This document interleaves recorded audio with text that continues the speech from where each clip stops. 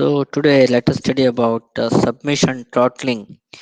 Okay, so in the previous class I have discussed about predictive fetch. Okay, so which is basically a pattern. Okay, used to reduce the time to predict the next pages or links, which depends upon the user action. So predictive fetch pattern determines the future use of actions. Okay, and also I have given some examples. Okay, with respect to reading book online and Gmail applications, reading newspapers online, okay, and reading news pertaining to a specific user interests, etc. Today we'll see what is a submission throttling. Okay, predictive fetch, as I discussed, is one of the pattern for retrieving data from the server. The other side of an Ajax application is the sending of data to a server. Okay, that means you want to avoid a page refreshes every time when the request is being sent to a user. The question is when to send the user data is very very important. Says as I discussed in the previous predictive fetch that there are different categories of users behavior. So as a user I can decide when I want that information to be downloaded in my place. In traditional website or web application, each click makes a request back to a server so that the server is aware of what the client is doing. That means if there are 10 pages in the book, okay, so I have to send 10 requests to a server to download those web pages. So when I'm sending one request, I cannot send another request simultaneously in the traditional web application. So, but if you are using an Ajax, so there is a possibility to send multiple requests. When you are reading one page, automatically in the background, the subsequent pages will be being downloaded. So, in an Ajax model, the user interface with the cider applications without additional request is being generated on each click. So, Ajax is more convenient to do it.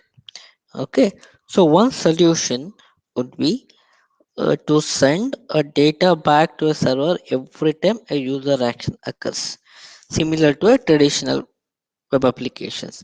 Thus, when the user types a letter, the letter is sent to a server immediately. Suppose I click say machine learning. When I say MA, okay, so it will showcase machine or it can show man.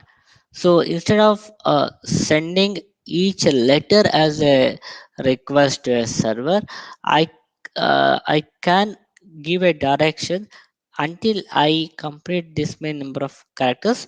Don't send a request to a server.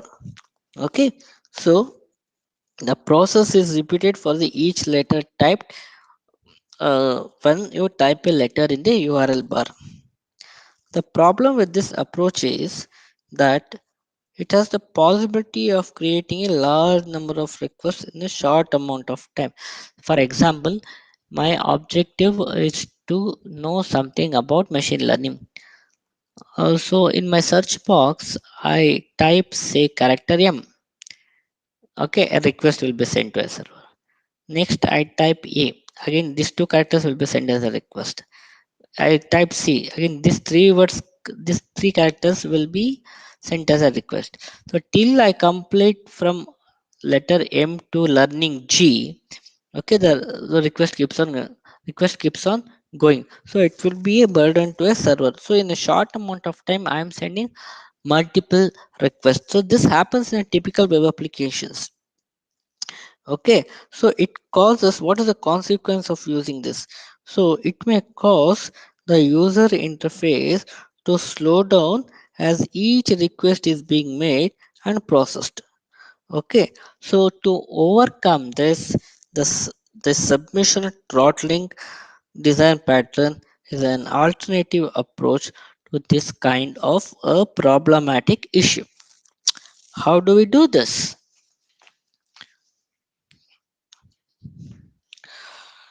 Using submission throttling, you can buffer the data to be sent to a server on the client. That means since I wanted to send machine learning, so I don't send the request until and unless I complete all the characters. That means after typing machine learning, then only it can go as a request to a server. Okay, so you can buffer the data to be sent to a server on the client and send the data at a predetermined times. So now machine space learning. So I will complete machine. So that will be one request. Okay. Then the corresponding keywords which are available to learning. Okay. So that will be sent as an another request. The Google Suggest feature does this very brilliantly. You can see when you type anything Google bar, it will give you lot of suggestions. So it does not send a request after each character is typed if you are using submission throttling. Instead, it waits for certain amount of time and sends all the text currently in the text box. As I said, my objective is to know something about machine learning. So I don't want to send each character individually. I want to send the whole text as one request to a server. The delay from typing to sending will be fine tuned a point until there is no more characters to be fed in that text box. Okay, so the advantage is that performance will be increased. There will be only one request which will be sent to a server, and there will be less burden on the server. Okay, and speed also increases in getting the response from the server. This submission throttling typically begins when the website or applications loads first or based on a specific user action. One thing you have to remember here, depending upon the user's decisions on sending the text to a server, you are not supposed to, you will not get, in fact you will not get a response from a server. Only when the request is being completed after you give the permission, then only the request will be sent.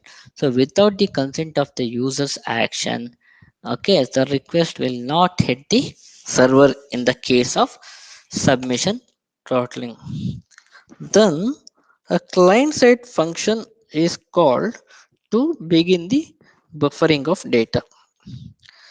So the user status is checked very often to see whether person is idle or not. Okay, now see, this is also one of the condition. So I want to know something about machine learning. I type mashine, then I keep it idle for a minute or two. Okay, that means I'm not doing anything. So server keeps checking whether the user is idle or not. If the user is active, the data continues to be collected. Okay, so data will be collected if he's still typing it. Okay, so that to avoid any kind of a user interface in this case here, when the user is idle, that means I'm not typing anything in my text box. Okay, that means I'm not performing any action. Now it is a time to decide by the server whether to send that, whether to receive that data or not. So there are two things happening simultaneously. One is the client side interference, and another is the server side interference. Okay, so this determination depends on the kind of use case. That means use cases here in a sense the user's action. If it is idle, okay, if the user is idle, then it may collect the data. Okay, so it always checks after typing every character whether the user is idle or whether the user is active. So this determination varies depending upon the user actions. Then you decide to send data only when it reaches a certain size, or you may want to send it every time the user is idle. So that depends upon the user. So there will be a prediction from the server side that if user is idle for certain amount of time, then then that whatever the characters that is being typed in that text box, it will be sent as a request and it will be given to a server. Okay, so that depends upon the user action. After the data is sent, the application typically continues to gather data until either a server response or some user action signals to stops the data collection.